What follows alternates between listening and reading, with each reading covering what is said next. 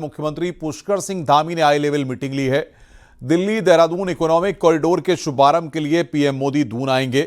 इसकी तैयारियों को लेकर मुख्यमंत्री पुष्कर सिंह धामी ने अधिकारियों के साथ बैठक की और कार्यक्रम को सफल बनाने के निर्देश दिए हैं। खासतौर पर सांस्कृतिक कार्यक्रमों की इस दौरान झलक दिखेगी। सीएम ने कहा कि इस कॉरिडोर के माध्यम से दिल्ली और देहरादून के बीच का यात्रा समय 2.5 घंटे होगा, जिससे पर्यटन को बढ़ावा मिलने की उम्मीद है। वहीं ये कॉरिडोर लॉजिस्टिक्स, परिवहन और निवेश के क्षेत्र में भी क्रांतिकारी परिवर्तन लाएगा, जिससे राज्य की अर्थव्यवस्था को मजबूती मिलेगी।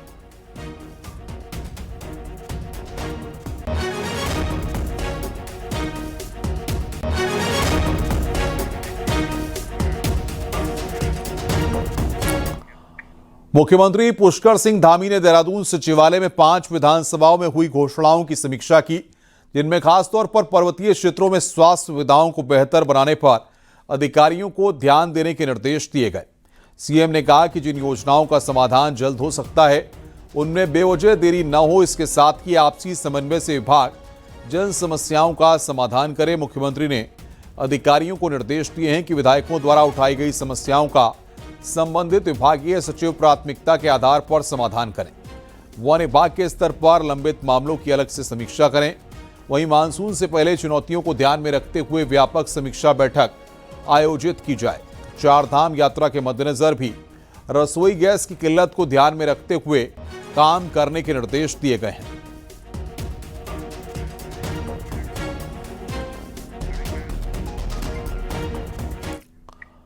रुद्रप्रयाग में ऋषिकेश कर्णप्रयाग रेल परियोजना की 7वीं टनल पर बड़ा हादसा होते टल गया।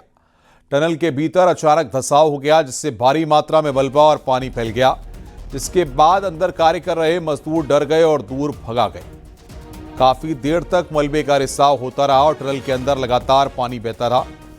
वहीं पुलिस का कहना है कि टनल के अंदर अचानक भूधंसाव हुआ, लेकिन किसी के घायल होने की फिलहाल कोई खबर नहीं है।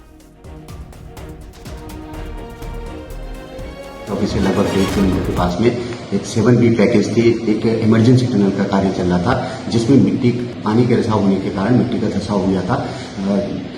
मेगा कंपनी के जनसंपर्क अधिकारी श्री महेश भट्ट के द्वारा बताया गया कि इस मिट्टी के धंसाव में किसी भी प्रकार की कोई जनहानि नहीं हुई है और यहाँ पे कार्य सुचारू रूप से चल रहा है तथा टेक्निकल टीम के द्वारा जल्दी इस कार्य को शुरू किया जाएगा। काशीपुर के द्रोण सागर क्षेत्र में युवाओं के 2 गुट आपस में भिड़ गए। मामूली कहासुनी ने देखते ही देखते हिंसक रूप ले लिया और दोनों पक्षों के बीच जमकर लात खूंसे चले।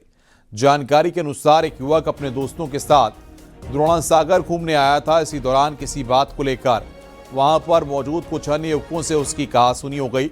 विवाद इतना बढ़ गया कि दोनों गुट आमने सामने आ गए और देखते ही देखते मामला मारपीट में बदल गया। पुलिस ने मौके पर पहुंचकर मामले को शांत कराया।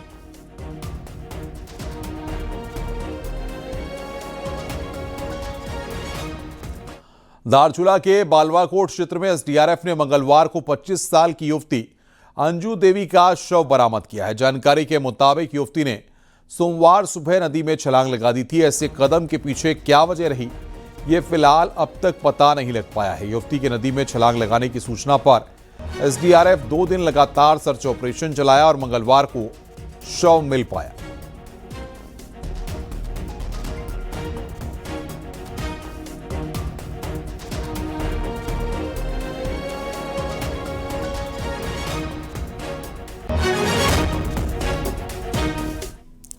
ऋषिकेश में पर्यटन के साइड इफेक्ट रोज नए रूप में दिख रहे हैं। ताजा मामला राफ्टिंग जोन में एक महिला पर्यटक का सामने आया। आरोप है कि पुलिस वालों ने सार्वजनिक प्लेस और गंगा किनारे महिला पर्यटक को दारू पीने से मना किया तो युवती ने जबरदस्त हंगामा शुरू कर दिया।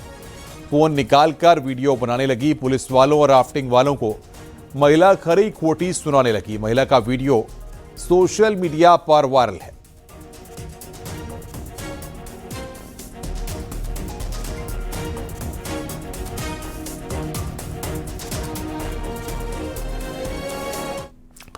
चार धाम यात्रा से पहले हरिद्वार में प्रशासन ने अवैध अतिक्रमण के खिलाफ अभियान शुरू किया है।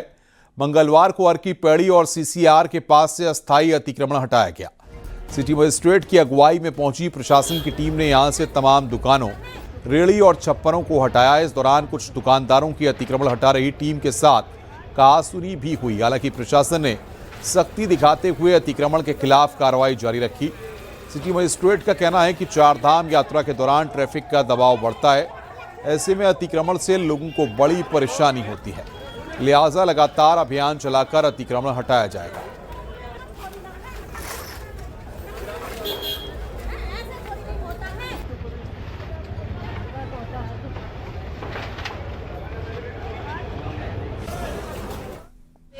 हम लोगों के द्वारा इसमें आज अतिक्रमण के विरुद्ध कार्रवाई की जा रही है।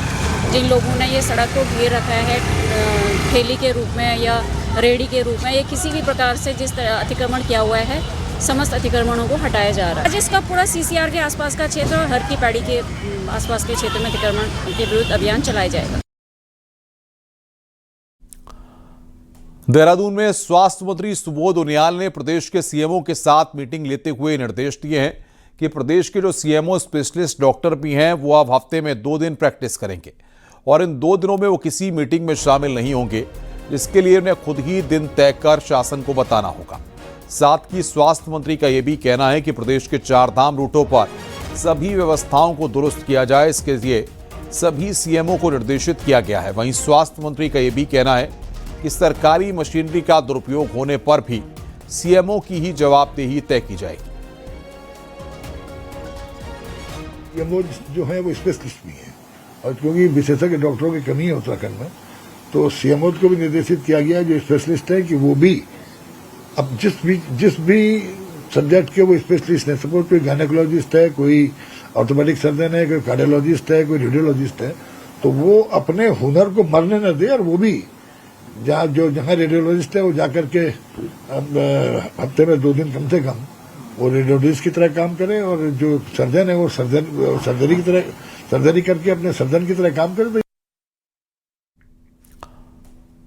कुछ दिन पहले पूर्व मुख्यमंत्री हरीश रावत ने अर्जित अवकाश लेने की बात क्या की, तब से कांग्रेस में उथल पुथल मची हुई है। मंगलवार को हरीश रावत अचानक पूर्व प्रदेश अध्यक्ष और वरिष्ठ नेता प्रीतम सिंह के घर पहुंच गए। दोनों नेताओं ने अकेले बहुत देर तक चर्चा की। क्या बातचीत हुई, इस सवाल को हरीश रावत ने हल्की मुस्कुराहट के साथ टाल दिया। बहरहाल ये मुलाकात ऐसे समय में हुई है जब कांग्रेस प्रभारी शैलजा बुधवार से उत्तराखंड में 5 दिन की यात्रा पर आ रही हैं। शैलजा सबसे पहले उधम सिंह नगर में कांग्रेस के नेताओं से मिलकर उनका फीडबैक लेंगी। वो बाद में हरिद्वार, देहरादून, नैनीताल में भी कांग्रेस वर्कर्स से मिलेंगी। बहरहाल कांग्रेस के पॉलिटिकल सीन के बीच कोई हरीश रावत के पास पहुंच रहा है तो कोई नेता बयानबाजी कर रहा है। इस सीरियल का अगला एपिसोड बुधवार से देखने को मिलेगा जब शैलजा उत्तराखंड होगी।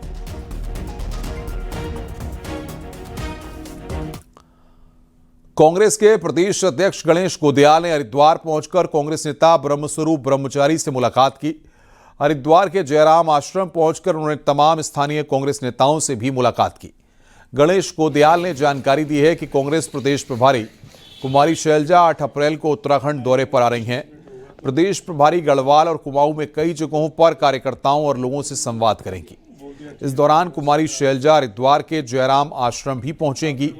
प्रदेश प्रभारी के कार्यक्रम से पहले कांग्रेस के स्थानीय नेता तैयारियों में जुटे हुए हैं। इस 5 दिन के दौरे में वो अलग अलग जगहों पर सभी वरिष्ठ नेताओं से बातचीत करेंगी, कार्यकर्ताओं से बातचीत करेंगी और हमारी पार्टी की नीतियों से जो आगे संगठन को मजबूत करने के लिए और प्रदेश में आने वाले चुनाव को मद्देनजर रखते हुए जो भी हमारी बातें हैं कार्यकर्ताओं में उत्साह भरने का काम करेंगी।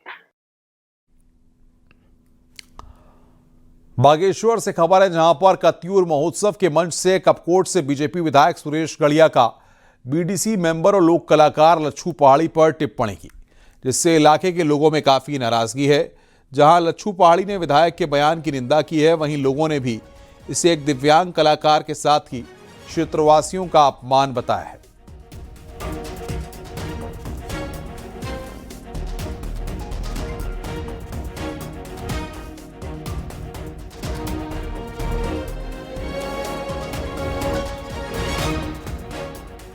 और लच्छू आपने वो डांस करते करते उसको नेता भी बना दिया।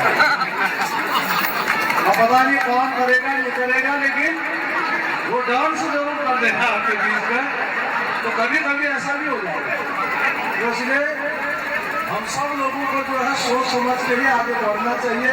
बहुत बार क्या होता है कि हम भावुक हो जाते हैं, और भावुक जब हो जाते हैं तो फिर कौन सा डिसीजन ले रहे हैं तो उसका पता जो है बहुत देर में पता चलता है। विधायक जी ने जो बयान दिया मेरे को तो ये समझ भी नहीं आ रहा। मैं तो हर मीटिंग में हर कोई भी काम हो रहा है मैं अटेंड तो कर ही रहा हूँ, पर विधायक जी ने जो मेरे लिए बोला मैंने ऐसा नहीं सोचा था वो विधायक जी मेरे बारे में इतना सोच रहे हैं। इस चीज़ की बहुत निंदा करता हूँ विधायक जी को कि मैंने इतना इनके लिए कभी कुछ बोला भी नहीं था, कभी मैं सोशल मीडिया में इनके लिए कुछ सोचा भी नहीं था। पर केदारनाथ धाम में एक बार फिर जमकर बर्फबारी हुई है। पिछले कई दिनों से लगातार हो रही बर्फबारी से धाम में कई फीट बर्फ जम गई है और पूरी केदार घाटी में कड़ाके की ठंड पड़ रही है। 22 अप्रैल से केदारनाथ धाम के कपाट खुलने हैं और केदारनाथ में यात्रा की तैयारी भी चल रही है, लेकिन बार बार हो रही बर्फबारी की वजह से काम प्रभावित हो रहे हैं। प्रशासन की टीम को धाम में काम करने में भारी दिक्कतों का सामना करना पड़ रहा है।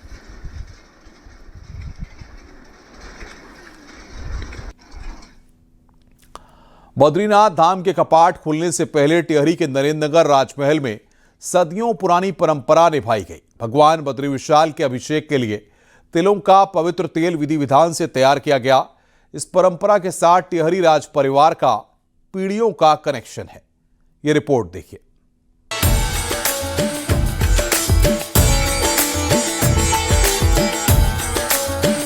मंगलवार को टिहरी राज परिवार के नरेंद्रनगर राजमहल परिसर में सुहागिन महिलाओं ने व्रत रखकर पारंपरिक तरीके से तिलों का तेल निकाला।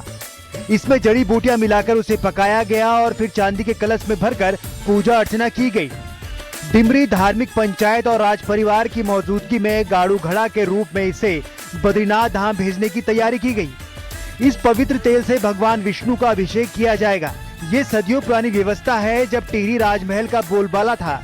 हालांकि रियासतों के भारत में विलय के बाद अब राज रानी का राज नहीं रहा, लेकिन धार्मिक परंपरा पूरी शिद्दत से निभाई जाती है, जिसमें राज परिवार की नई पीढ़ी भी हिस्सा ले रही है।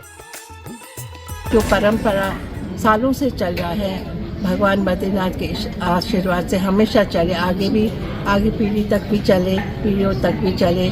और विशेष करके जो ये पट खोल रहा है, सभी के लिए मैं प्रार्थना करती हूँ कि बद्रीनाथ का आशीर्वाद मिले। और जो दुनिया में चल रहा है, आज जो हो रहा है, हर एक जगह, हर एक दुनिया में जो स्थिति है, उसको भगवान बचाए। तो मैंने स्कूल से छुट्टी ली है, ये मेरा तीसरा साल है, तो मैं धीरे धीरे करके सीख रही हूँ। सारे महिला मुझे सिखाते हैं, बड़ा अच्छा लगता है। और जी बिल्कुल ट्रिकी टेक्निक है, लेकिन सीखना तो पड़ता ही है।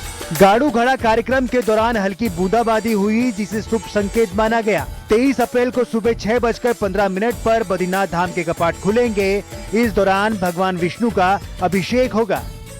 न्यूज़ 18 के लिए नरेंद्रनगर से भारती सकलानी की रिपोर्ट।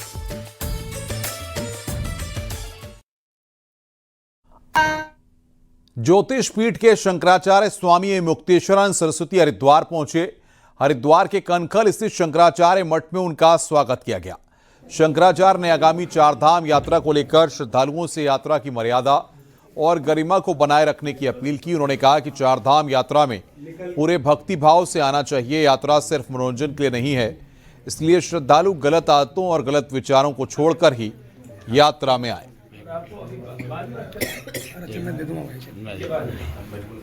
उत्तराखंड में आकर के चारधाम की यात्रा करनी है, बड़ी श्रद्धा से संपन्न होकर पवित्र भावना से आपको आना है।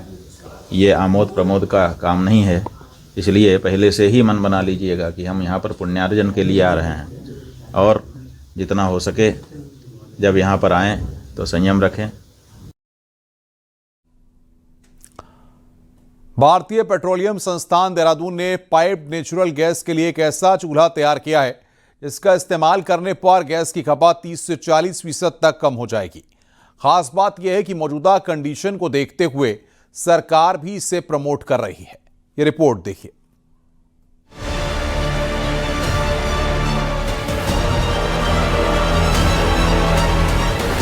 देश दुनिया में जिस तरह से हालात हैं, उससे कैसे पार पाया जाए, इस पर अलग अलग एजेंसी वर्कआउट कर रही हैं।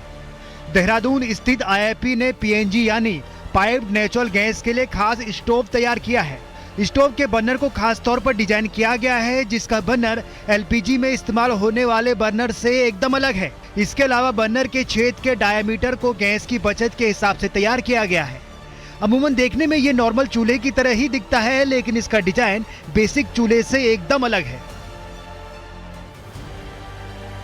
ये एलपीजी से अलग होता है और एलपीजी से अगर आप तुलना करें इस नेचुरल गैस की, तो इसकी जो कैलोरीफिक वैल्यू होती है वो वॉल्यूमेट्रिक बेसिस में एलपीजी से कम होती है।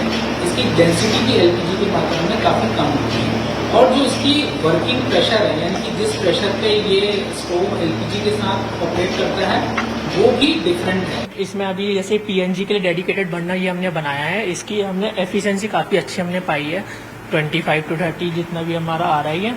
और हम इसमें आगे भी काफ़ी काम कर रहे हैं, जैसे कि अभी तो ये डेडिकेटेड पीएनजी के लिए है और अभी हम हाइड्रोजन के लिए भी इसमें आगे काम कर रहे हैं। वहीं खाद्य विभाग के अधिकारी बताते हैं कि सरकार के सख्त आदेश हैं कि पूरा फोकस पीएनजी पर किया जाए। प्रदेश में इस दिशा में काम करने के लिए 5 गैस कंपनी को कहा गया है। अप्रैल आखिर तक 50% से ज्यादा काम पूरा भी हो जाएगा। आज की डेट में लगभग 37,000 कनेक्शन एक्टिव पीएनजी के माध्यम से हैं। 37,000 घरों में पीएनजी के माध्यम से गैस जल रही है और लगातार डेली इसमें जो है बढ़ोतरी हो रही है। भारत सरकार के निर्देश के क्रम में 5 ऑयल कंपनी इसमें काम कर रही हैं।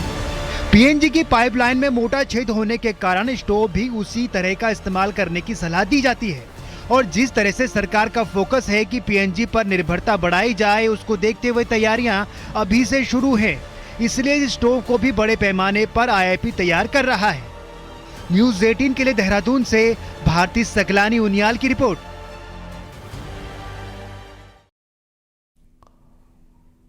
मुख्यमंत्री पुष्कर सिंह धामी के निर्देश पर चल रहे ऑपरेशन प्रहार अभियान के तहत अपराधियों और असामाजिक तत्वों पर पुलिस की सख्त कार्रवाई कर रही है। पिछले 4 दिनों में पुलिस ने आपराधिक गतिविधियों में लिप्त 15 अभियुक्तों को गिरफ्तार किया गया है। वहीं 47 वारंटियों समेत कुल 65 आरोपियों को पुलिस ने गिरफ्तार किया है। साथ ही सार्वजनिक स्थानों पर हुड़दंग करने वाले 41 लोगों समेत कुल 114 असामाजिक तत्वों पर कार्रवाई की गई है। वहीं अभियान के दौरान 1621 संदिग्ध व्यक्तियों का सत्यापन किया गया, जिसमें 25 संदिग्धों को हिरासत में लिया गया है और 645 लोगों के खिलाफ पुलिस एक्ट के तहत कार्रवाई भी की गई। साथ ही पुलिस ने यातायात नियमों के उल्लंघन पर भी पुलिस सख्त नजर आई है। 886 वाहन चालकों के खिलाफ चालान किए गए। ड्रंक एंड ड्राइव और रैश ड्राइविंग में 88 लोगों को गिरफ्तार किया गया है।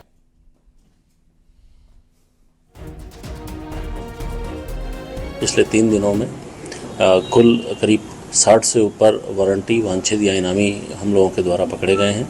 इसके साथ ही वेरिफिकेशन की जो ड्राइव है उनकी पे भी हमारी काफ़ी प्रगति है। ड्रंकन ड्राइविंग, रैश ड्राइविंग या अन्य जो गाड़ियों से रिलेटेड जो भी अपराध पहले हो रहे थे उनको ध्यान में रखते हुए इस पर बहुत मैसिव कार्रवाई की गई है, जिसमें 200 से ऊपर व्हीकल सीज किए गए हैं। करीब 1000 से ऊपर चालान इस पर किए गए हैं।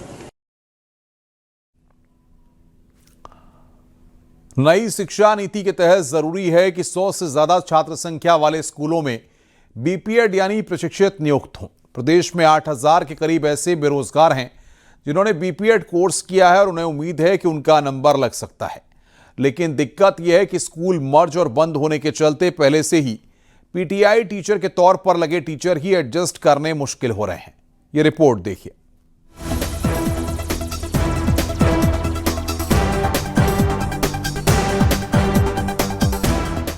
उत्तराखंड में प्राथमिक और उच्च प्राथमिक मिलाकर तकरीबन 21,000 स्कूल हैं, जबकि माध्यमिक में 2300 स्कूल प्रदेश भर में चल रहे हैं। अब जब नया सेशन शुरू हो गया है तो प्रदेश के 8000 के करीब बीपीएड प्रशिक्षित चाहते हैं कि सरकार इस साल तो उनको एडजस्ट करे। दरअसल साल 2006 से अब तक बीपीएडों की वैकेंसी ही नहीं निकली है, जबकि नई शिक्षा नीति के तहत प्रदेश के हर उच्च प्राथमिक स्कूल में पीटीआई टीचर जरूरी है। तो बेरोजगारों को भी उम्मीद है कि उनका नंबर नई शिक्षा नीति के तहत नियमों में आ ही जाएगा। हम जैसे युवा बेरोजगारों का दुर्भाग्य है कि हम अपने ही प्रदेश में डिग्री लेकर बेरोजगार बैठे हुए हैं। 8,000 से ज्यादा ओवरेज हो गया और करीब 6 या 8,000 के करीब बेरोजगार हो चुके हैं। और जितने भी लड़के हम यहाँ पर आए हैं, इनमें से अब सीधे दहलीज पर कुछ 2 महीनों का अंतर है, ओवरेज होने वाले हैं। शिक्षा विभाग के अंग रह चुके जानकार बताते हैं कि दिक्कत टीचर रखने में नहीं, बल्कि स्कूलों में स्टूडेंट्स की कम होती संख्या है। प्राथमिक में ही 835 स्कूल बंद हो चुके हैं। कई स्कूल ऐसे हैं जहां छात्र संख्या 100 से भी कम है। विभाग में पहले ही 1000 के करीब टीचर ऐसे हैं जिनके एडजस्टमेंट की फाइल शासन में घूम रही है। तो अगर 100 से अधिक छात्र संख्या वाले विद्यालय हैं और उनमें अगर शिक्षक की आवश्यकता है तो अनुदेशक लगाए जा सकते हैं और लगाने भी चाहिए। पर मैं ये भी कह रहा हूं कि बहुत सारे स्कूल बंद होने से कई सारे पद तो सरप्लस हो गए। अब गवर्नमेंट के सामने तो वित्तीय समस्या होती, अब जनमानस तो कुछ और सोचता है, बेरोजगार कुछ और मांग करते हैं, लेकिन हमारे प्रदेश का जो वित्त विभाग है वो तो ये सोचता है कि हमारे संसाधन कितने हैं। पड़ोसी देश नेपाल ने बड़ा फैसला लेते हुए प्राइवेट स्कूलों में ताला लगवाते हुए सरकारी स्कूलों को प्राथमिकता में रखा है। हालांकि भारत में ये संभव नहीं क्योंकि एक बड़ा वर्ग एजुकेशन सिस्टम से जुड़ा है। लेकिन जिस तरह सरकारी स्कूलों की कंडीशन है तो जरूरी है कि हिमालय राज्यों के लिए कोई सख्त फैसला लिया जाए। न्यूज़ 18 के लिए देहरादून से भारती सकलानी उनियाल की रिपोर्ट।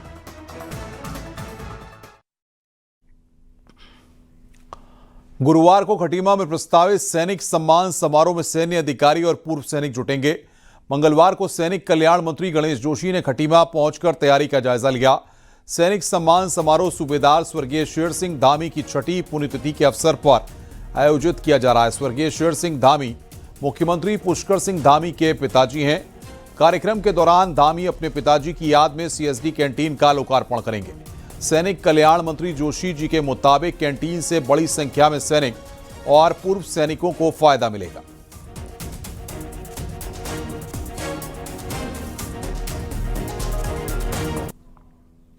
उत्तराखंड को ऋषिकेश के ग्लास पुल के रूप में नया टूरिस्ट डेस्टिनेशन मिलने जा रहा है। यह बजरंग सेतु लक्ष्मण झूला की जगह लेगा। उत्तराखंड का पहला ग्लास सस्पेंशन ब्रिज करीब 60 से 70 करोड़ रुपए की लागत से बना है और इस 132 मीटर लंबे पुल में 66 मिलीमीटर मोटा ग्लास फ्लोर लगाया गया है, जबकि बीच में दोपहिया वाहनों के लिए स्टील डेक बनाया गया है।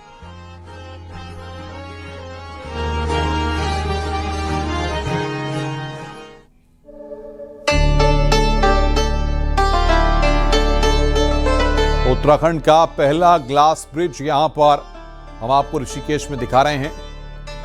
लक्ष्मण झूला का विकल्प बनेगा बजरंग सेतु।